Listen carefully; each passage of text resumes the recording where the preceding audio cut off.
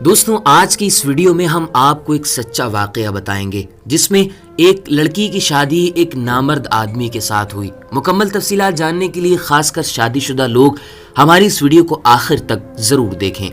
دوستوں، ایک صاحب کہتے ہیں کہ میں ہر جمعے کو فجر کی نماز کے بعد اپنے ابو کی قبر پر جاتا اور فاتحہ پڑھتا تھا۔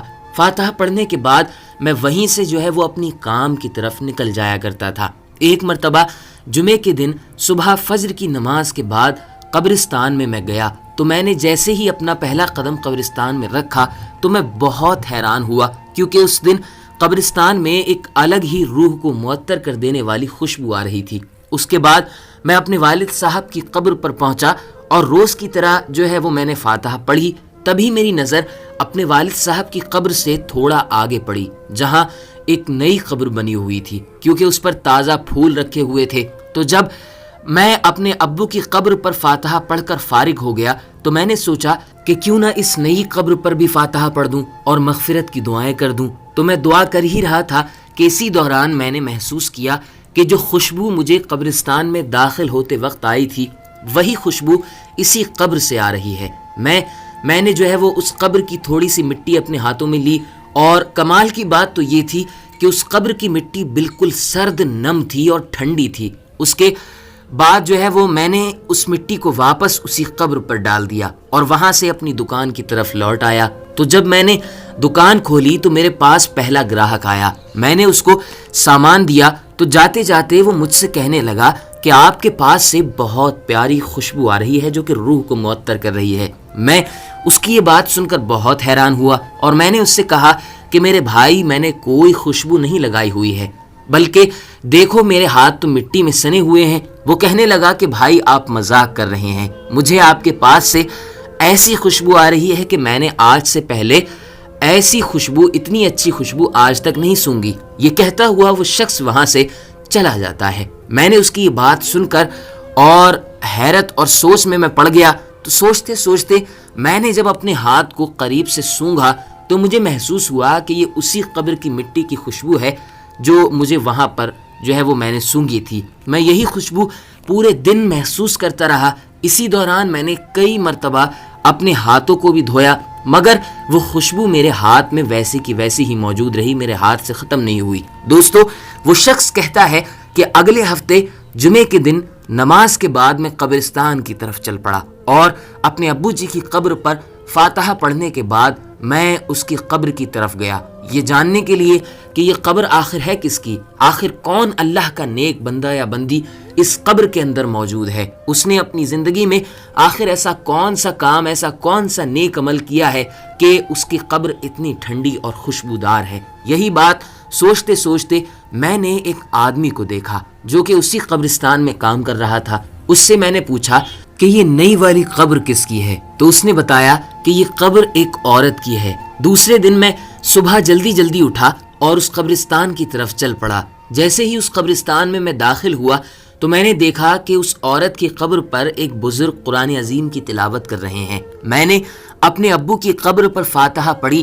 فاتحہ پڑھنے کے بعد میں نے ان بزرگ کی طرف دیکھا تو وہ قرآن عظیم پڑھ کر جب فارغ ہوئے تو میں نے دیکھا کہ ان کی آنکھوں میں آنسو ہیں اور وہ سسک کر رو رہے ہیں۔ وہ روتے روتے وہاں سے جا ہی رہے تھے کہ میں نے ان کو آواز دی۔ روک کر میں نے ان سے کہا، میری بات سنیے، میں معذرت چاہتا ہوں، میں نے آپ کو تکلیف دی، لیکن میں آپ سے ایک بات پوچھنا چاہتا ہوں۔ وہ بزرگ کہنے لگے کہ پوچھو بیٹا۔ میں نے پوچھا کہ ابھی آپ جس قبر پر قرآن پڑھ رہے تھے اور رو رہے تھے، یہ قبر کس کی ہے؟ بس آپ مجھے اتنا بتا دیں۔ وہ بزرگ کہتے ہیں کہ آپ یہ بات کیوں جاننا چاہتے ہیں، کیوں پوچھ رہے ہیں؟ تو میں نے ان سے کہا کہ میں اپنے ابو کی قبر پر فاتحہ پڑھنے اکثر آیا جایا کرتا ہوں۔ پچھلے کچھ دنوں میں نے اس قبر سے ایسی خوشبو محسوس کی ہے کہ میں نے اس سے پہلے ایسی خوشبو اپنی زندگی میں پہلے کبھی نہیں سونگھی۔ میں بس یہ جاننا چاہتا ہوں کہ صاحب قبر نے ایسا کون سا عمل کیا ہوگا کہ اس کی قبر سے اس قدر خوشبو آتی ہے اور یہ اس قدر ٹھنڈی اور نم ہے۔ ان بزرگ نے مجھ سے کہا کہ اس کی قبر کیوں نہ ٹھنڈی ہو، اس قدر کیوں نہ مہکے، اس نے اپنے رب کو راضی ہی کچھ اس طریقے سے کیا ہے۔ ان بزرگ نے کہا کہ دراصل یہ میری بیوی کی قبر ہے، ہم لوگوں نے 30 سال تک ایک ساتھ اپنی زندگی کو بسر کیا، اپنی زندگی گزاری. بات بہت ٹائم پہلے کی ہے. دراصل میرے گھر والوں کو میرا صحرا دیکھنے کا بہت شوق تھا. تو جیسے ہی میں تھوڑا سا بڑا ہوا اور میں نے کام کرنا شروع کیا تو میرے گھر والوں نے میرے لیے رشتہ ڈھونڈنا شروع کر دیا. اور کچھ ہی دن گزرے کہ بہت خوبصورت لڑکی میرے گھر والوں کو مل گئی اور اس کے ساتھ میری شادی کروا دی. اور اپنے دل کے ارمانوں کو میری ماں بہنوں نے اور تمام پریوار کے لوگوں نے جو ہے وہ پورا کر لیا. شادی ہو گئی، سارے کاموں سے ہم نپٹ گئے، سارے کام مکمل ہو گئے. تو جب شادی کی پہلی رات میں اپنی اہلیہ کے پاس میں گیا اور اس کے چہرے سے میں نے نقاب اٹھانے سے پہلے اپنا صافہ یعنی کہ اپنی پگڑی اس کے قدموں میں رکھی اور صاف صاف الفاظوں میں اس سے کہہ دیا کہ خدا کے لیے مجھے معاف کر دیجئے، کیونکہ میں آپ کا حق ادا نہیں کر سکتا. میں اس لائق نہیں ہوں کہ میں آپ کی خواہش پوری کر سکوں، کیونکہ میں نامرد ہوں. میں شادی کرنا تو نہیں چاہتا تھا، لیکن میرے گھر والے میرا صحرا دیکھنے کے بہت خواہش مند تھے اور میں نے صرف ان کی خوشی کے لیے آپ سے شادی کی ہے. اب اگر آپ مجھے چھوڑ کر جانا چاہتی ہیں تو بے شک جا سکتی ہیں.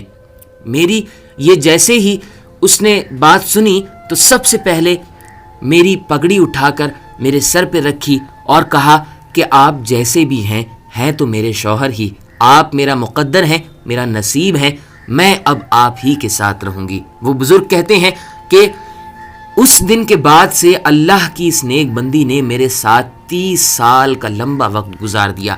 گھر والوں کی ہر بات کو برداشت کیا، بہت کچھ سہا، لیکن میری عزت کو نیلام نہیں کیا. تو بھلا اللہ تعالیٰ کیسے اس کی قبر کو نہ مہکائے. یہ بات کہتے کہتے وہ زارو قطار بزرگ وہ رونے لگے اور کہنے لگے یہی وجہ ہے کہ اللہ نے جنت کے باغوں میں سے ایک باغ اس کو عطا کیا ہے. روتے روتے آخر میں انہوں نے مجھ سے کہا کہ اگر آپ عورت سے وفا چاہتے ہیں تو اسے وقت دو، اسے محبت دو، اسے عزت دو، خاص کر اسے عزت تو ضرور دو، کیونکہ اگر آپ اسے عزت دو گے تو وہ اپنی جان آپ پر نچھاور کر دے گی. اور ایسی عورت جس کے اندر صبر ہو، وفا ہو، محبت ہو، اور جو عورت اپنے شوہر کی عزت کو بچا کر رکھے، یقیناً اس عورت کا بہت بڑا مقام ہے. اللہ تعالیٰ ہم سب کو عقل سلیم عطا فرمائے، آمین.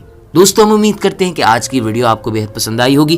ویڈیو پسند آئی ہے تو ویڈیو کو لائک کریں اور شیئر کریں اپنے دوستوں احباب میں ثواب کی نیت سے. سوشل میڈیا کے ہر پلیٹ فارم پر آپ کا بہت شکریہ. ملتے ہیں ایک نیکسٹ ویڈیو میں، جب تک کے لیے اپنا خیال رکھیں. خدا حافظ.